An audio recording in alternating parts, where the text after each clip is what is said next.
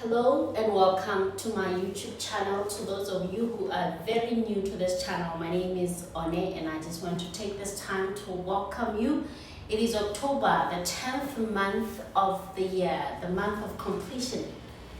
I'm bringing you another installment with a beautiful lady who has so many heads.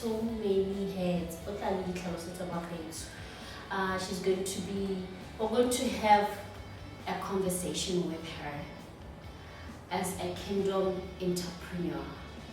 How did she start? How is she keeping up? What weight does she have for me and you?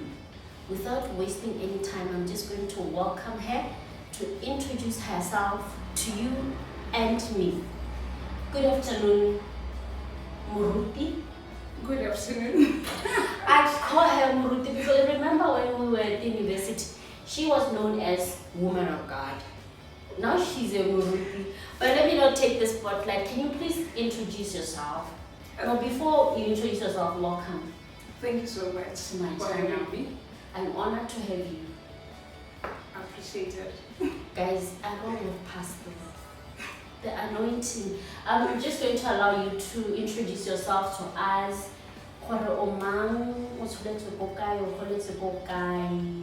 Just the structure of your family was in school before you are more than only that.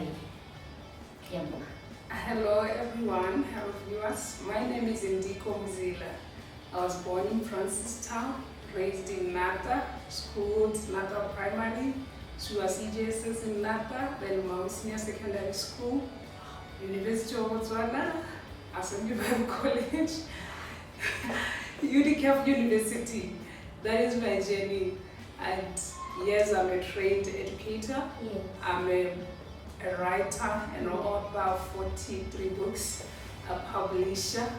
I'm also a humanitarian. I have an NGO called Voice for the Voiceless. And I'm a pastor in the Assemblies of God, where I'm taking care of Assemblies of God in Rasesa. Thank you. Did you hear that? Okay, Muruti, please take us to your family now. How many are you in the family? How many siblings you have? I happen to be the only girl child among 5 boys, Wow. and I'm the third born. Wow. So I am the only. So you are so protected. I'm so protected. Oh, man. I know, a brother to a sister. Imagine you having 5 and you're just alone. Yes. You are so protected, so insured. Very covered. Very covered. So yes, thank you so much for that introduction. But really, I mean, from the professional side, like from Nata Primary School. What's this kind of doctorate? Yes, I'm just about to start actually. I had taken a break. Oh my goodness. So thank you so much, Muruti, for that elaborate. You have done quite a lot. 43 books you've written. Muruti, she's an academic. She has an NGO, Voice of the Voiceless. Thank you so much for that. So we are here, Muruti, because you have something for the world. With the many hats that you have, you are a businesswoman, a kingdom entrepreneur. We want to have a conversation with you in this topic because bana ba batswana ba ngwana teng ga ba bereke re tsene university ke mo university but there are no jobs, but you have decided to start your own business. Before you became a Muruti, you were a business lady. Yes. A single lady for that matter. No sponsorship, no anything. So we saw it fit to have this conversation. How did you make it? How did you start? Because I believe you can inspire someone at home. True that. Yes. Thank you so much for that question. It's actually my desire to see young people coming to understand that next is kingdom entrepreneurship. And as a girl child who gave her life to Jesus at a young age, I discovered that, working with God has nothing to do just focusing on the Bible. There's a lot that we can do out there. And I always tell young people that, don't just be seated and say there's nothing I can do. The Lord says whatever your hand finds it to do it with all your might. And we have been raised in the background that, I must go to school and find a job. And that's why right now when there are no jobs, we are just seated at home. But I want to challenge a young person and say, I started after I completed my degree. Yeah. But it has always been the dream that Yeah. I believed that one day I'll influence the education system in my nation. Yes. I've always believed that one day I will also influence the marketplace. I've always believed that we can win souls and make a mark in the marketplace. So I started as a young girl, single, no father, no sponsorship, from a very humble, poor background. So I started with no funds, with just a dream and faith in God. Then I sat down and I was like, you know what? I have a vision to build a school, but I must start somewhere. And where do I start? If I'm to have that Dawn Bell Academy, which is now the main thing, where do I start? And I said, let me just start maybe offering one child tutorial services. Let me just start somewhere. Because at times we are seated because we are expecting big things, but unfortunately they never come until you start small. Wow. The word says God blesses the works of our hands, and I always say to us as young people, even if it's small, start it and God will grow it. At times we are just seated and it's like God is not blessing us because there is nothing that I am doing. So the moment I started with just one kid, that was the beginning of my breakthrough. Wow. And it's not going to be instant. And through it all, I think my character was pruned, patience built, because we'll be tutoring one child maybe for 2 months, then that's when the second one comes in, and then there was a time when they were 6 and I had hope. And So I want to interject. yes. You need to tell them the kind of business you are in. Like you own a school. Now I own a school Yes. with four centers. Yes. Yes, primary and secondary. And this is the school that started with you tutoring one child. Me tutoring one child. You were the tutor. I was the tutor, I was the Wow. cleaner, I was the receptionist, I was everything. Wow. And I know at times people are used to that, what motivational speakers are liars. They will be saying, oh, I started with one feather, but the truth is that I started with one child. And from that one child, today I have about 700 clients. Because Wow. if one client can believe in you, Yeah. then 1 million people can believe in you. Yeah. So that is the whole thing, the faith that you should have. That if one person can believe in me, Yeah. then the whole world can believe. So you started at your house. At my own space, I had actually rent because I was just, I didn't have much. Yes. So I started near a rented space. So I was just having a bachelor and then living room, and I made sure Yeah. that it's clean and there's all excellence, because that is one error that we make when you're starting a business. Give it your all, so that when somebody comes in, even when there's one child, let that desk be neat, Yeah. so that it will call that child. They will love that place and they'll tell the parents, Yes. and the parents will tell their parents. that I found somebody who's helping my child. Spirit of Because excellence. the growth of Donda was purely by word of mouth, Wow. not marketing. Really? That's how, to From this one day, child to from one child, other I parents. told myself I'll produce results in one child, and the next child will come from the result. And that is the story to this day. We don't market ourselves much because we do our best and the results speak. Wow. So I will now always say to young people, whatever dream that you have, just start small. So when did you start? What year did you start with that one child? I started in 2013. Mm-hmm. I graduated postgraduate diploma in education in 2011. Mm-hmm. Then I went into temporary teaching just to check, Mm-hmm. to learn. Mm-hmm. That was the whole thing. I trained as a secondary teacher, but I had to go to a primary school to learn the primary school curriculum because I had the vision. Wow. It was, the vision had always been written The down. vision had always been there because at second year I registered the name of the school. Second year UB. So I've Second only- year? Yes, when I was doing second year. At UB? Yes. Wow. So that was the vision. Now I had to go to primary to learn the curriculum.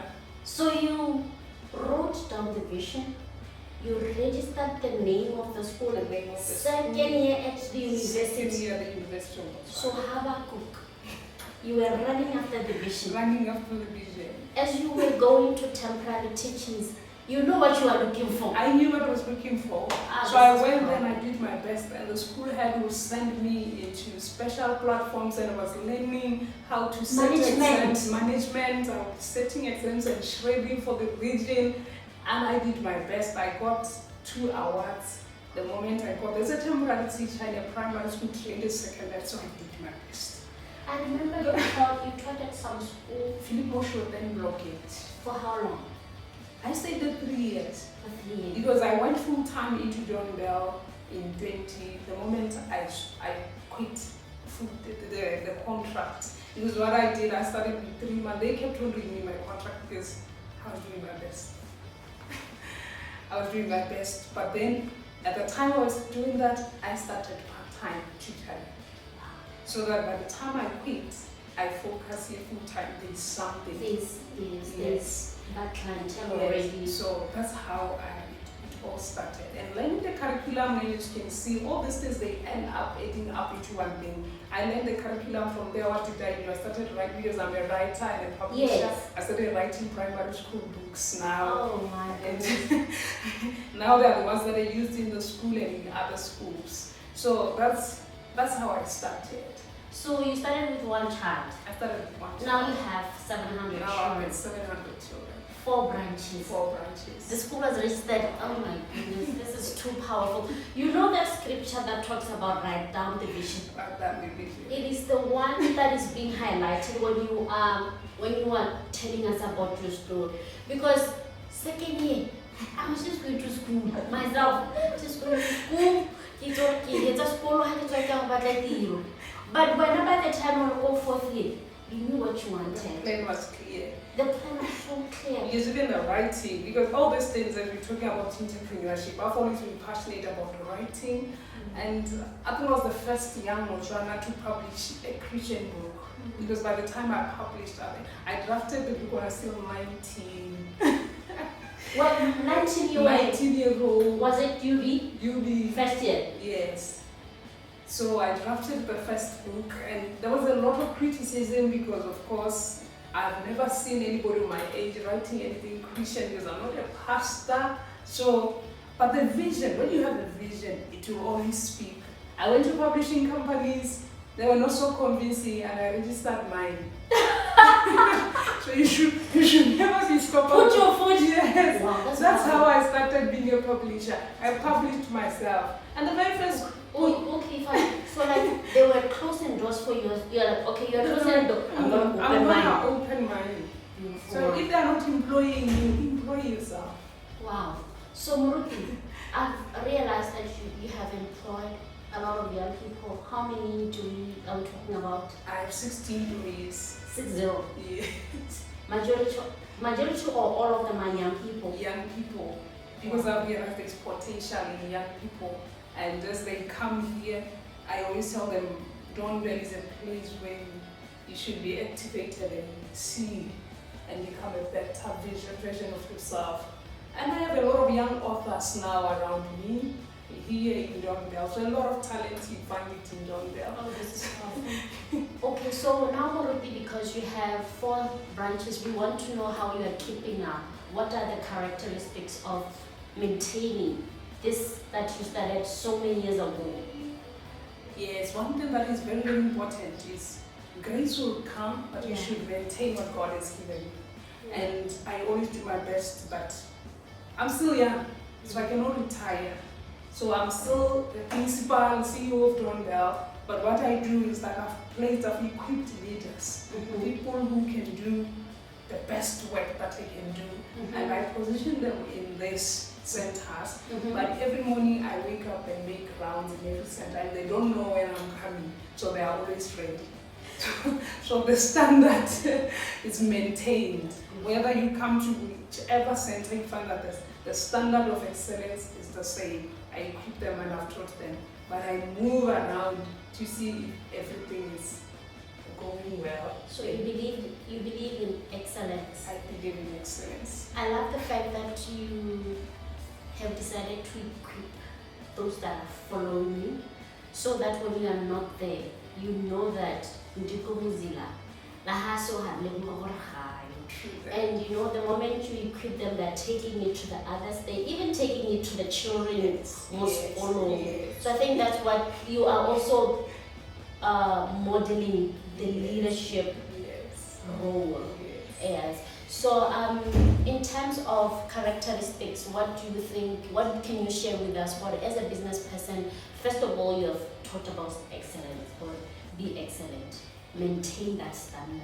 Ask inconsistent. What other characteristics can you share with us? One thing that I've realized, that if you want to go far, respect time. Wow. Respect time and follow the plan. You should always have a plan. You don't wake up and you don't know what you have to do in that day. I always say life is a school. We went to school, we did many subjects that we attended at different times, but they never clashed. And we wrote their tests and we did well. So if you want to be an excellent entrepreneur, you want to excel, respect time, have a timetable, plan, implement what you have planned, and evaluate it from time to time. So I keep on improving myself because I keep on planning and I implement and I see the results and I go back and I evaluate that. How can I improve? So daily, then that's how I keep on growing and becoming better and better. And even John Bell is growing there from good to better and to eventually be outstanding. So that is what I can say. And the other thing is discipline. You need to be disciplined when it comes to finances. Because I think a lot of us get excited by money and we get into business because of money. But business is passion. When you are passionate and you do something passionately, money will follow. But when you do something because you want money, money may not come quickly, so you'll be discouraged. Because when I started the business, it wasn't rising as I wanted. But the goal and the vision was that I want to see this thing, not I want to make money. So those are the principles that I have learned. That you have learned in your business world. I know that I once heard you sharing a story because when this lady sought after you are the kind of child when you were still in primary school. By the way, you would be knowing the answer, but you can't raise up your hand. But this lady, how did you overcome that? The time you go to, when you have a dream and a vision, there is a time where you know I have to step out. Because there is a time to step out of your comfort zone, especially when challenges come. So they will push you to step out. I used to be very timid and shy. And the other thing that boosted my confidence was just preaching the word of God. And I always say we have such a treasure in God that, sometimes we don't take God serious, like, oh, God can get into my business, God can help me in the business space. For me, I got my confidence from preaching, and that's how I got the confidence to start now speaking to people and going into offices. Nowadays, I don't fear people. I'll go to the offices. When I hear people that they came to your school, I follow them. What are you looking for? So I've grown to become that, but I used to be timid and so shy. And one thing that I can say, when at times I tell people, you don't necessarily have to believe in yourself, but you have to believe in the God who created you. That He had a plan. Because sometimes believing in yourself means believing in your weaknesses. Because that was me. So I don't believe in myself, I believe in the power of God. That it can enable me. Whatever that I start, I know. And one thing that I've learned in this entrepreneurial journey is I always tell people, there are things that you can do with your planning, then you get results. But then there's the supernatural power again, and you should always play for your business. I'm one person that at times even when I have a plan, God will chip in. God will speak to me through a dream. We need to expand. Then I'll know. He will just show me a picture. Then I'll know. Oh, it's time to move. And at times we neglect such things. God doesn't get into business. My business is anchored by God Himself, and I've seen that supernatural strength, acceleration. You'll be like, no, I don't. This one is not my strength. I think for me, there's that portion that this one is not my strength. Because this past season I built a school, 8 classrooms in 3 months. Nobody can do that. That is the spirit of might. That is the spirit of God. That is divine provision.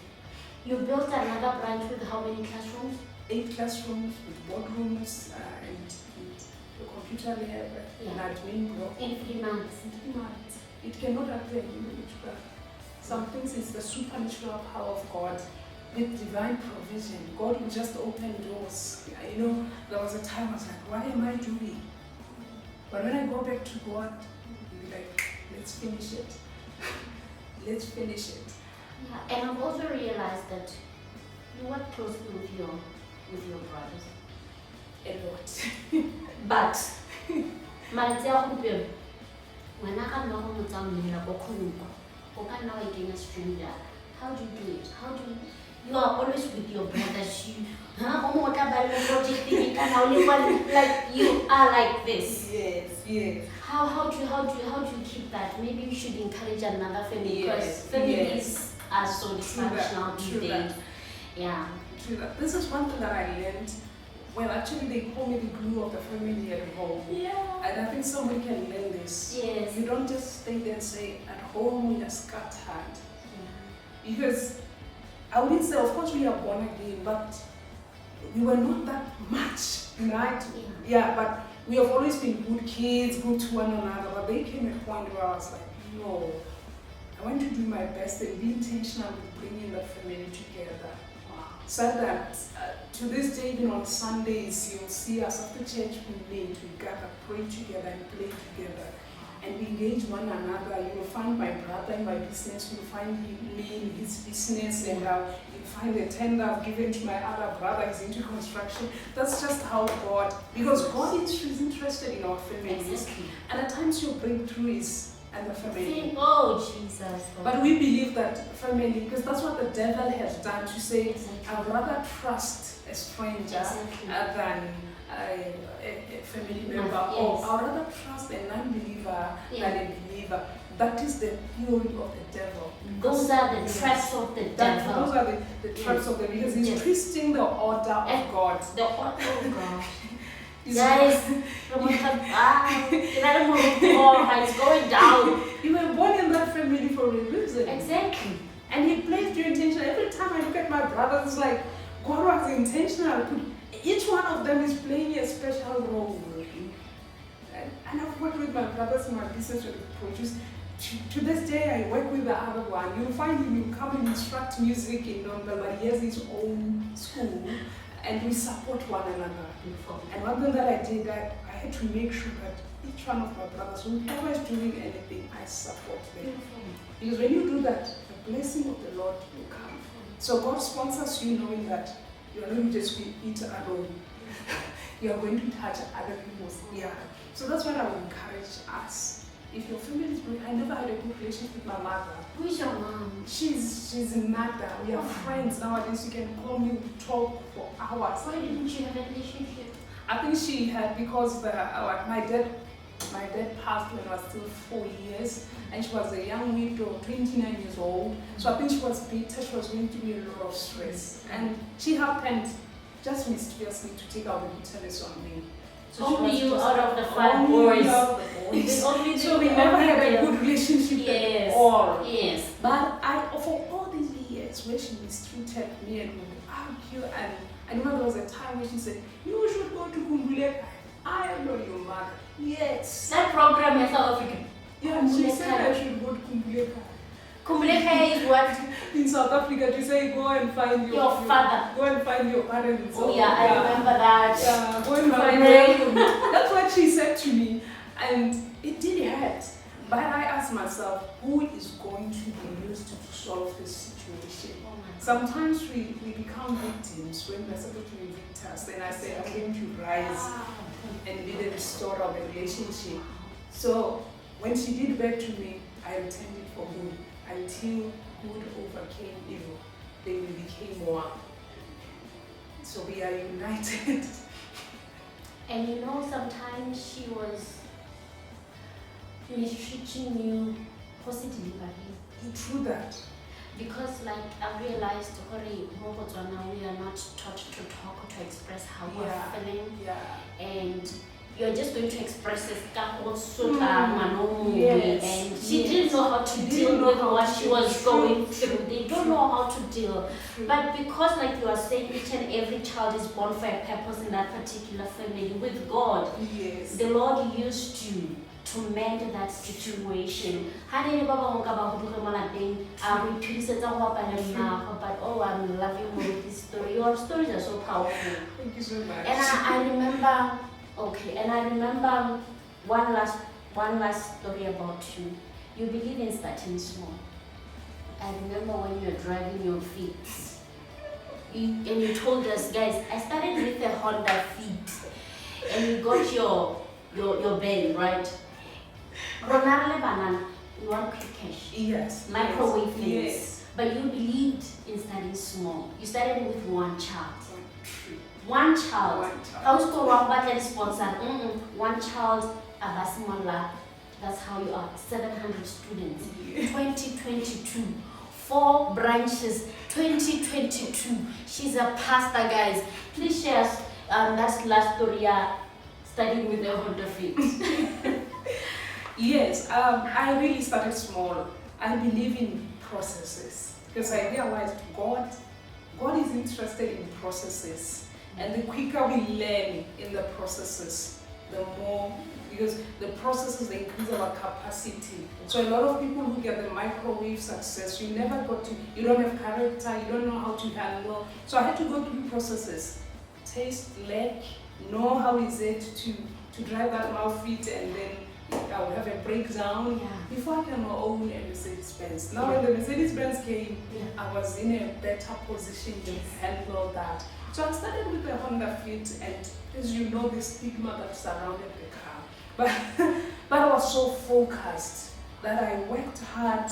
My friends were driving better cars, but I had a vision. I had a vision that I want to invest, get property.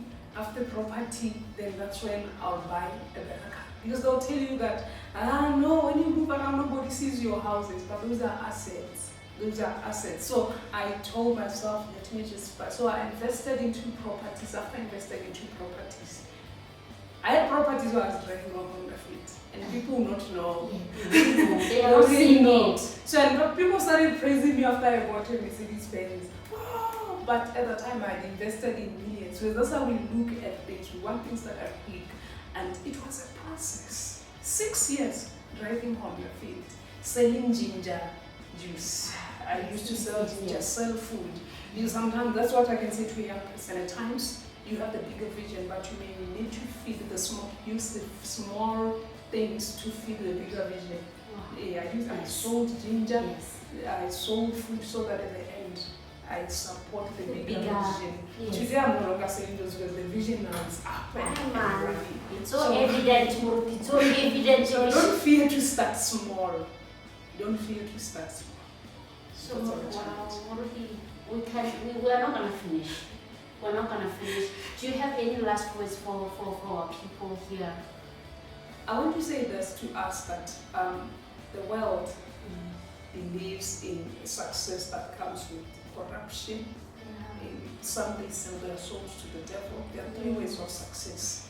The other one is the satanic success, when you know you exchange your soul and it comes at the expense of your soul. Then there's success our own way, corruption. You need to know someone.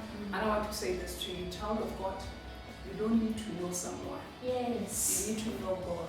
Because when you know God, you're going to know yourself better. Yes. And you're going to discover what is in you. That was my story. And the success that comes from God, the Bible says, it makes one rich, but it brings no sorrow. So don't doubt yourself. Believe in God. Don't believe in your weaknesses. Know that there is a God in heaven who cares about the affairs of men. So don't just limit him to ministry. Engage God even in your businesses. Pray for your ideas. You'll be amazed. Guys, Moroki, this was so powerful. Thank you so much. So much. Thank you so much. Moroki Arabakhet. You don't have to know anybody. You don't have to have a bigger surname. No, you just have to know God. You know, I once listened to Oprah saying that when you are born to do something, or you're supposed to fulfill a particular purpose, you hear whispers saying, "Oh, you need to start." When you ignore them, you're going to hear a loud voice saying, "Girl, you have to stand up." But I love the fact that you believed, you wrote it down, you ran after it.